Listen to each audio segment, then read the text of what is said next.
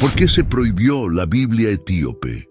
¿Por qué todos tenemos una Biblia de 66 libros, a diferencia de otras como la Biblia etíope? La Biblia es un libro de historia, pero no se parece a ningún otro libro de historia disponible en cualquier biblioteca pública. La historia de la Biblia comienza con la creación de la tierra y termina con el fin del mundo. Nunca se ha publicado ningún otro libro de historia que cubra una gama tan amplia de eventos en el planeta Tierra, en parte porque nadie estuvo presente al principio para presenciarlo y documentarlo, y por lo tanto, nadie puede escribir sobre el comienzo de nuestro mundo con autoridad. La Biblia etíope ha intrigado a muchos por su contenido único y su rica historia. A diferencia de otros cánones bíblicos, la Biblia etíope contiene 88 libros, incluido el libro de Enoc, el libro de los jubileos y varios otros textos. Esta versión de la Biblia incluye pergaminos antiguos tanto del Antiguo como del Nuevo Testamento, algunos de los cuales nunca se han visto en ningún otro lugar. Un aspecto fascinante es que Etiopía ha sido una nación cristiana desde el siglo IV, mucho antes de que el cristianismo se extendiera a muchas otras partes del mundo. Los registros históricos muestran que Etiopía acogió a refugiados cristianos que huían de la persecución de otros reinos e imperios. Esta histórica aceptación del cristianismo demuestra las profundas raíces de la fe en la cultura etíope. En el siglo V, la Biblia fue traducida al ganso, la antigua lengua litúrgica de Etiopía. Este fue un hito importante, ya que hizo que las escrituras fueran accesibles al pueblo etíope en su propio idioma. Esto permitió a los creyentes involucrarse directamente con la palabra de Dios, fomentando una cultura cristiana vibrante y profundamente arraigada. La formación de la Biblia tal como la conocemos hoy fue un proceso complejo que implicó muchas decisiones sobre qué textos incluir. Los líderes de la Iglesia primitiva se reunieron en concilios como el Concilio de Nicea en el año 325 después de Cristo y el primer concilio de Constantinopla en el año 381 después de Cristo para determinar la Biblia oficial.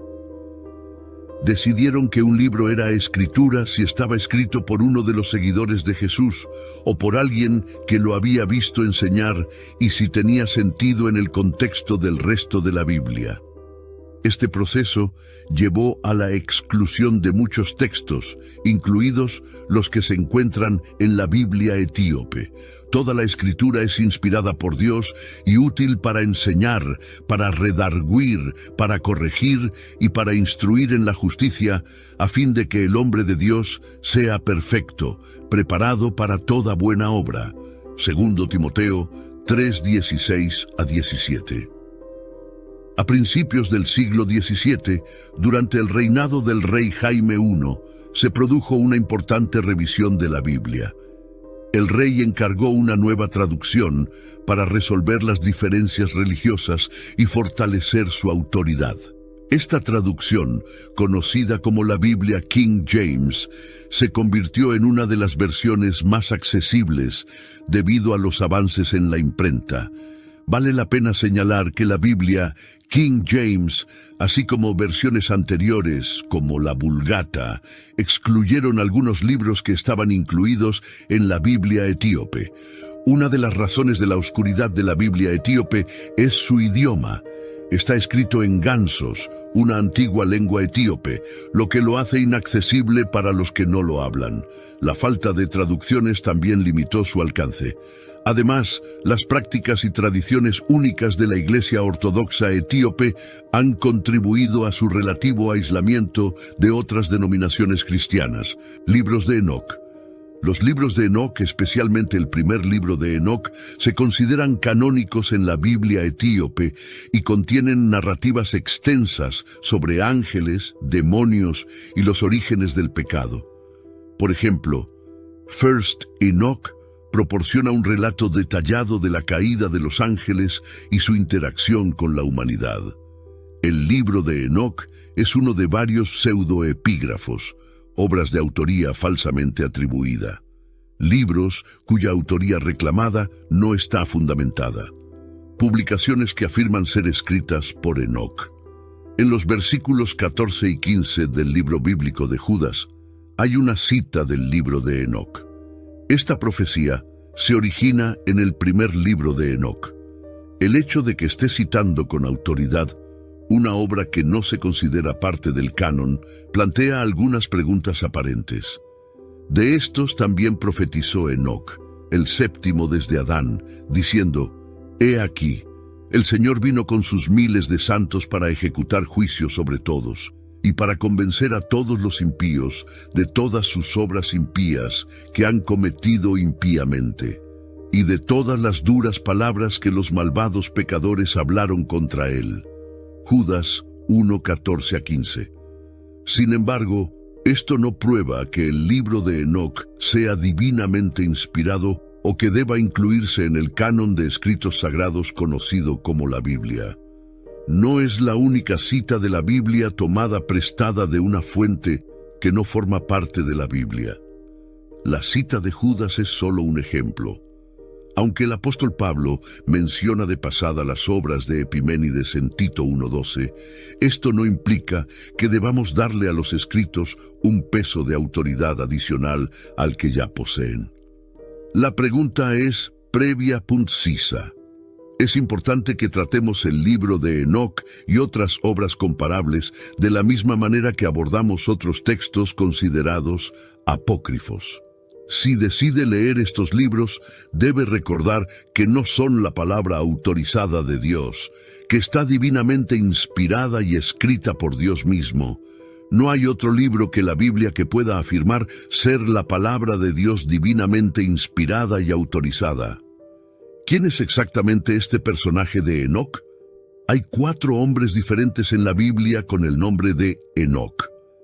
Sin embargo, cabe señalar que solo la Nueva Versión Internacional usa el nombre Hanoc, mientras que otras traducciones usan el nombre Enoc. Hanoc, en hebreo, se traduce como Enoc, Génesis 4:17 y Génesis 5:18.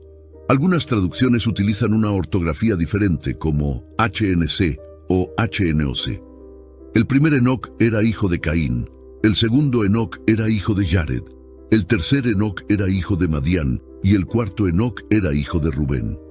Dios es capaz de demostrar su enorme poder a través de nosotros de maneras asombrosas.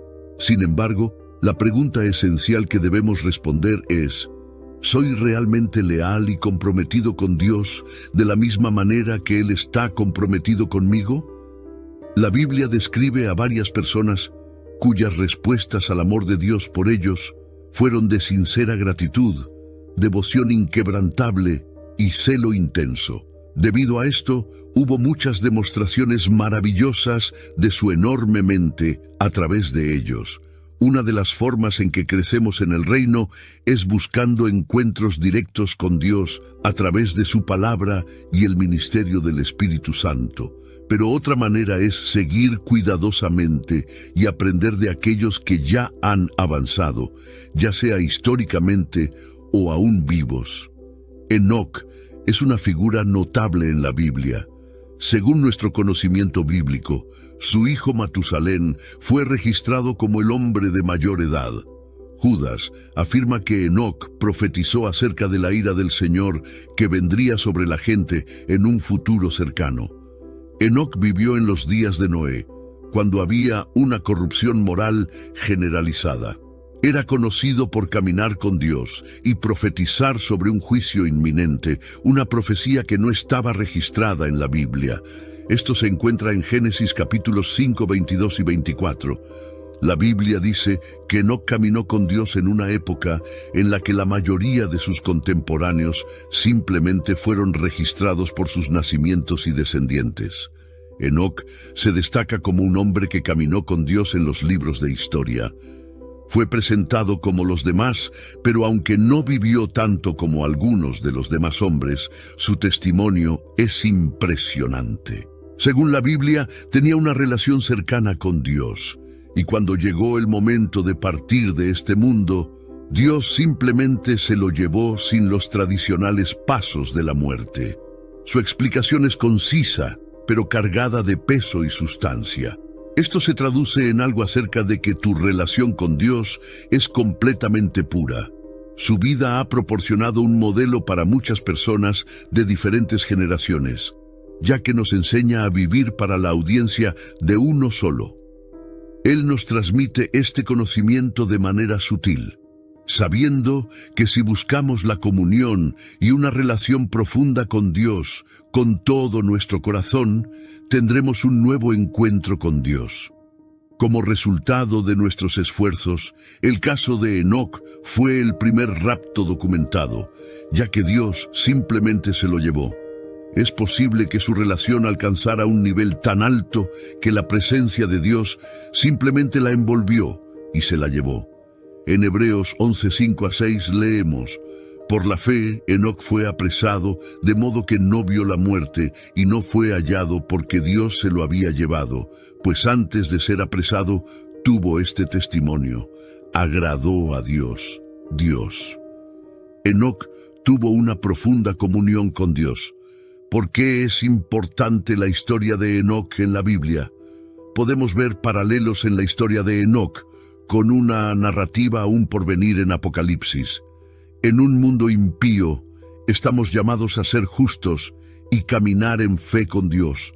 Necesitamos usar nuestro discernimiento para distinguir lo que es verdad de lo que no lo es. Sin embargo, así como los apóstoles se inspiraron en pensadores y poetas no religiosos, también podemos extraer revelaciones divinas de otras obras literarias. Deberíamos considerar el libro de Enoc y libros similares de la misma manera que consideramos otros escritos apócrifos. Parte de lo que dicen los libros apócrifos es verdadero y exacto, pero gran parte es falso e históricamente inexacto. Al leer estos libros, debemos considerar los documentos históricos interesantes pero falibles en lugar de la palabra inspirada y autorizada de Dios. La Biblia etíope también contiene el libro de los jubileos, conocido como el Pequeño Génesis, que reescribe gran parte del contenido del libro del Génesis con detalles e interpretaciones adicionales. El libro de los jubileos ofrece una narrativa más elaborada sobre la historia de la creación, la vida de los patriarcas y el establecimiento de las leyes y costumbres judías.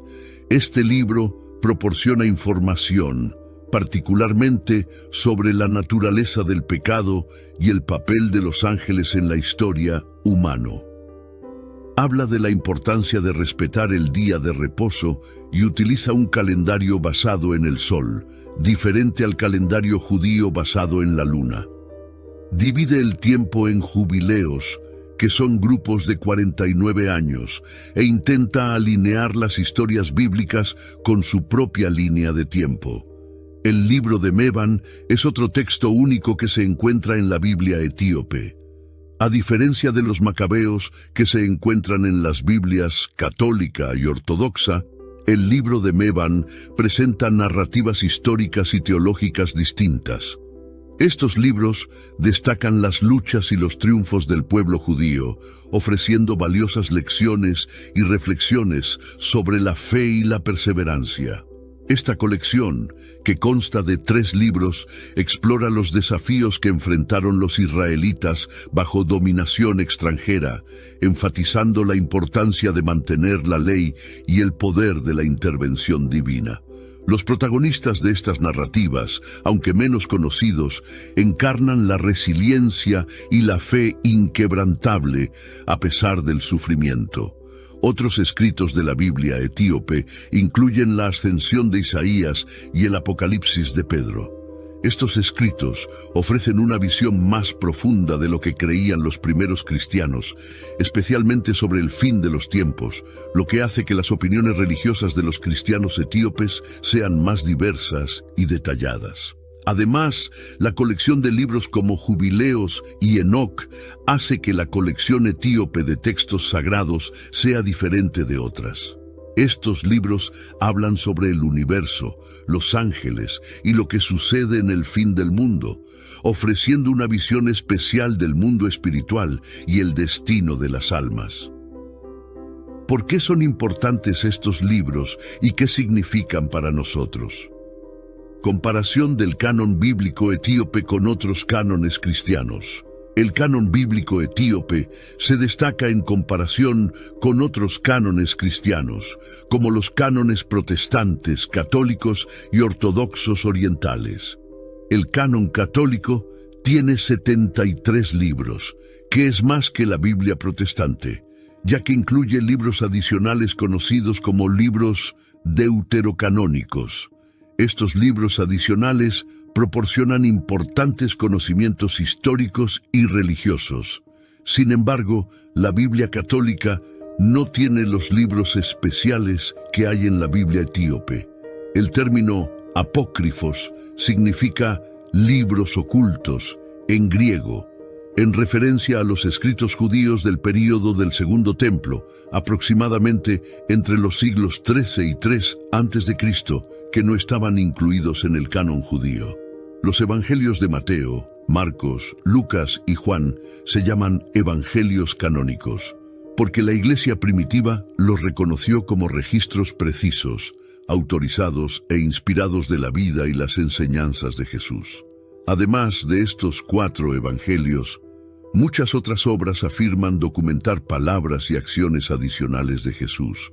Sin embargo, estas obras no se consideran autorizadas, inspiradas, y a menudo no proporcionan registros precisos de la vida y las enseñanzas de Jesús. La iglesia primitiva consideraba que muchos de los evangelios apócrifos eran útiles, pero no inspirados. Ninguno de los católicos romanos, ortodoxos, orientales o protestantes acepta ninguno de los evangelios apócrifos como autorizados o inspirados. Varios evangelios apócrifos se han perdido en la historia, pero se hace referencia a ellos en otros escritos cristianos primitivos y se habrían considerado útiles, aunque no inspirados. Los rollos del Mar Muerto. El descubrimiento de los rollos del Mar Muerto en 1947 renovó el interés de los académicos por los libros apócrifos y pseudoepígrafos. Estos manuscritos incluían partes de más de 700 manuscritos judíos antiguos, muchos de ellos escritos en hebreo, arameo y griego. Los manuscritos proporcionaron evidencia crucial para fechar con precisión estos escritos y comprender su contexto. Entre los rollos del Mar Muerto se encontraban manuscritos del libro de Enoc, Ben y otros textos pseudoepigráficos.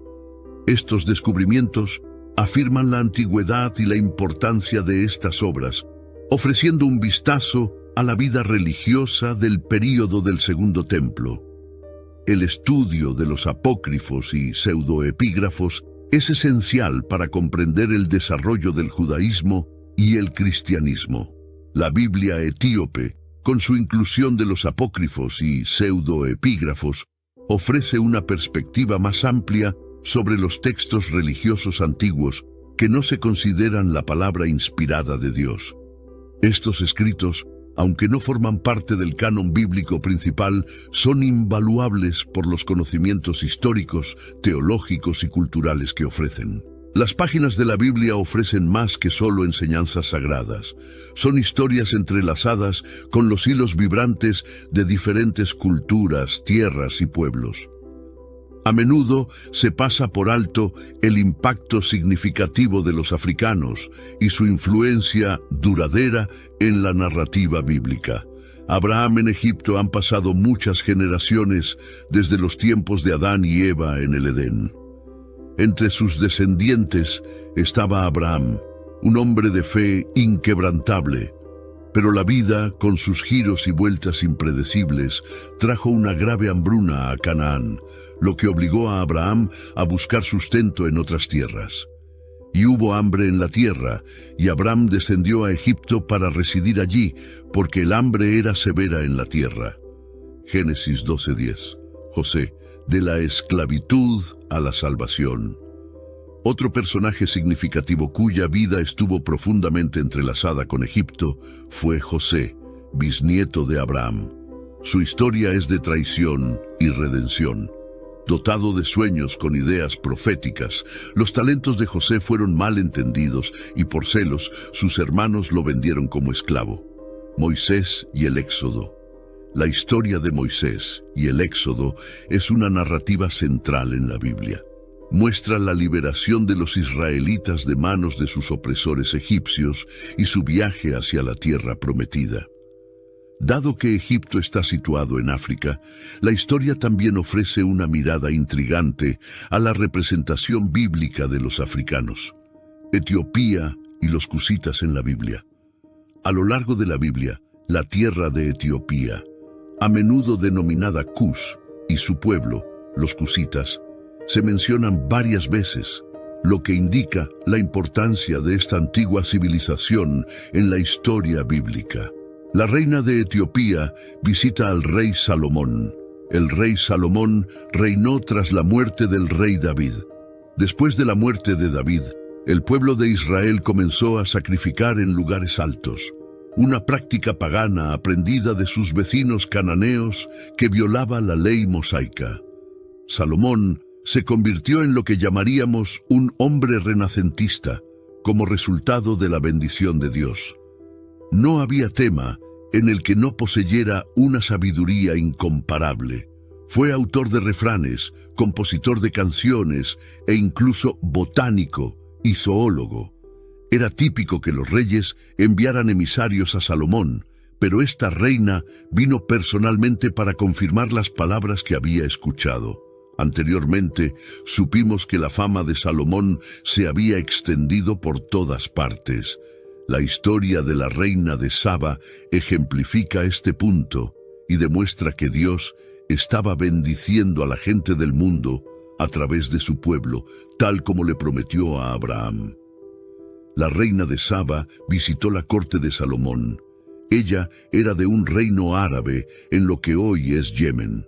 Su país estaba a unas 1200 millas de Jerusalén. La reina vino a ver a Salomón debido a su fama asociada con el nombre del Señor. Su viaje fue tanto para la gloria de Salomón como para la gloria de Dios, el Bautista de Felipe, y la historia del eunuco etíope. La historia del eunuco etíope y Felipe en los Hechos de los Apóstoles, Hechos 8, 26 a 40, destaca la conexión continua de África y su pueblo con la expansión del cristianismo. Fe.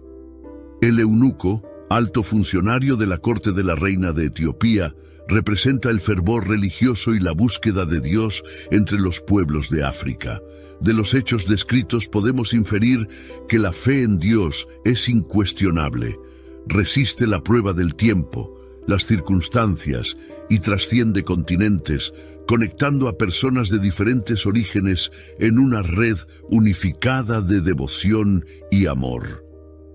Estas historias también resaltan que África y su gente desempeñaron papeles esenciales en la narrativa bíblica, y su fe y dedicación continúan siendo una poderosa inspiración para millones de personas en todo el mundo.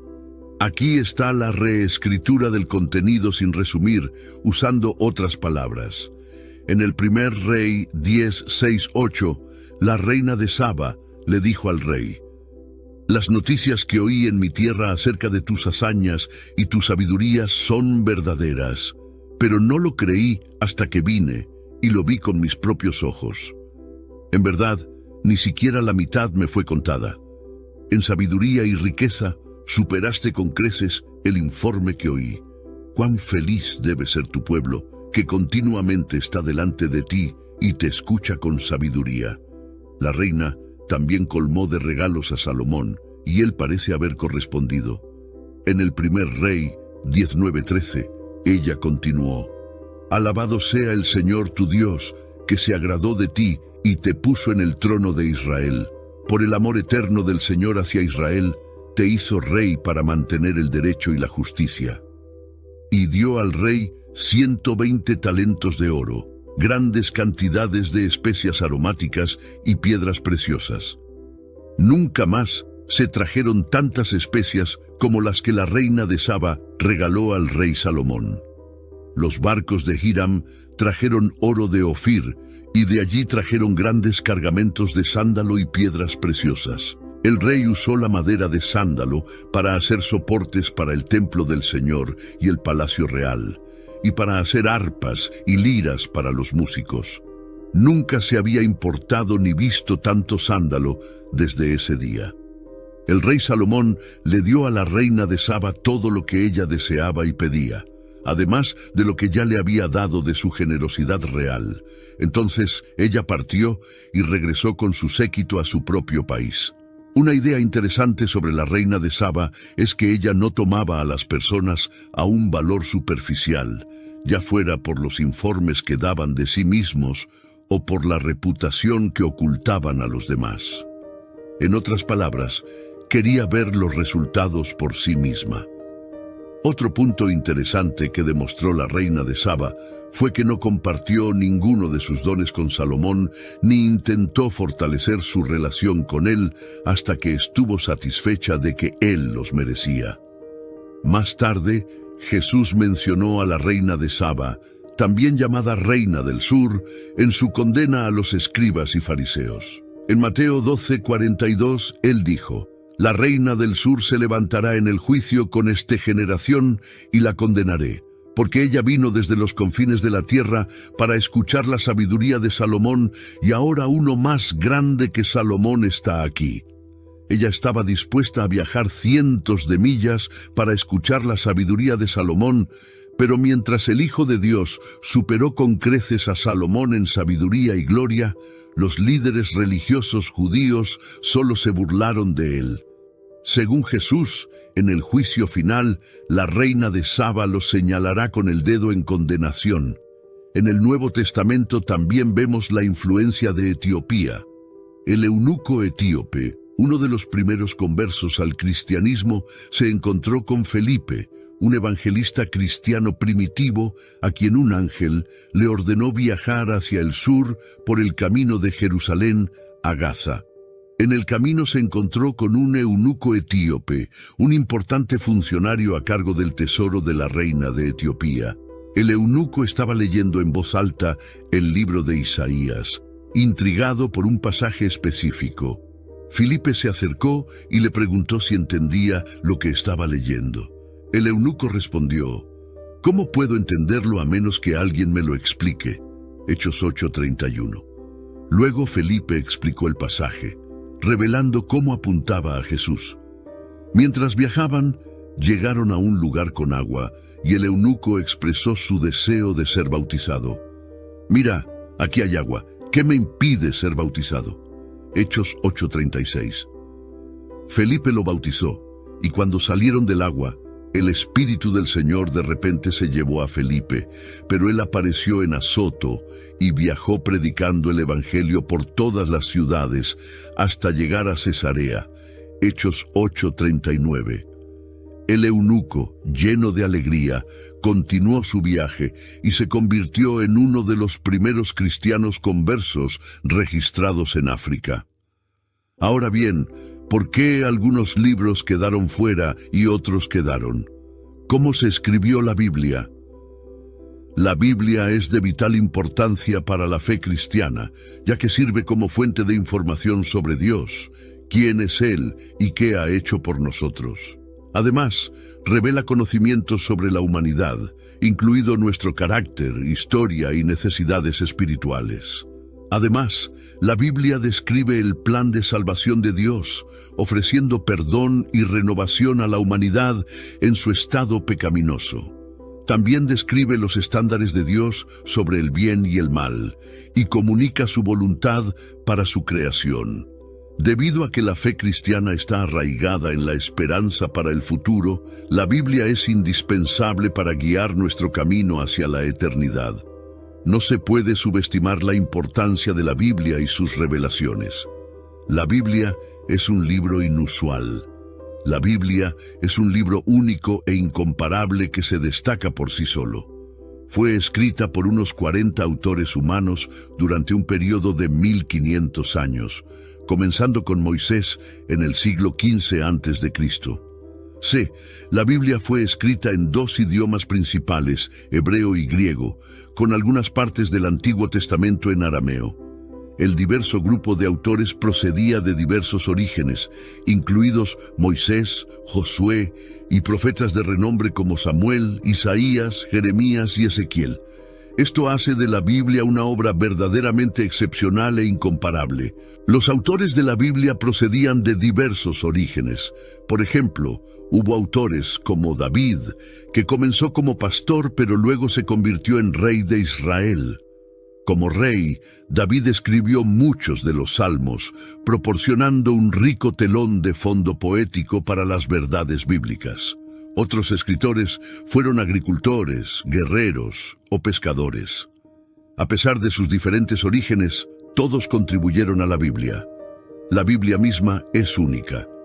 Contiene una amplia gama de contenidos, incluidas leyes morales y políticas, historia, poesía, profecía y cartas, pero mantiene la continuidad desde el Génesis hasta el Apocalipsis. En la fe cristiana, la unidad de la Biblia, a pesar de su diversidad, se atribuye a la obra del Espíritu Santo más que a autores humanos. La dificultad de producir un libro como la Biblia es evidente si se considera que fue escrita por 40 autores diferentes a lo largo de 1500 años. Incluso teniendo acceso a toda la literatura del mundo, sería imposible crear una segunda Biblia idéntica a la original. La Biblia es vista como una producción sobrenatural, distinta de otras obras. Presenta una descripción consistente de Dios y el mundo. Si bien es posible que algunos de los escritores hayan tenido acceso a otros manuscritos que contienen información histórica, la Biblia no es simplemente una copia de estos libros. En cambio, los autores seleccionaron e incluyeron lo que creían que era verdad, lo que resultó en un relato fresco, único y autorizado de la verdad de Dios. La Biblia es un libro sobrenatural. Sería imposible explicar el origen de la Biblia por cualquier otro medio que no sea señalar que afirma ser un libro sobrenatural, guiado por el Espíritu Santo, y respalda esta afirmación con los hechos presentados. El contenido de la Biblia indica que es de origen sobrenatural, pues contiene revelaciones más allá del conocimiento humano. También proporciona la perspectiva de Dios sobre la actividad y la historia humanas, que solo puede conocerse a través de la revelación divina. La Biblia no solo es de origen sobrenatural, sino también está en su verdad. Trata temas como la salvación, el perdón, la justicia, la restauración espiritual y la esperanza en la eternidad. El alcance de la revelación se extiende desde la eternidad pasada hasta la eternidad futura, lo que obviamente requiere revelación divina. Oremos. Padre Celestial, Señor, oramos por claridad. Abre nuestras mentes y corazones para recibir tu verdad. Oramos para que tus palabras continúen siendo la luz que guía nuestras vidas, iluminando nuestro camino en la oscuridad, tal como lo prometiste en el Salmo 119:105. Que tu divina sabiduría y enseñanzas brillen intensamente, guiándonos en cada paso que damos. Ayúdanos a recordar que en tiempos de incertidumbre y desafíos podemos encontrar dirección y claridad a través de tus sagradas palabras. Fortalece nuestra fe y nuestro corazón para que podamos seguir tus caminos con confianza y paz. En el poderoso nombre de Jesús oramos. Amén.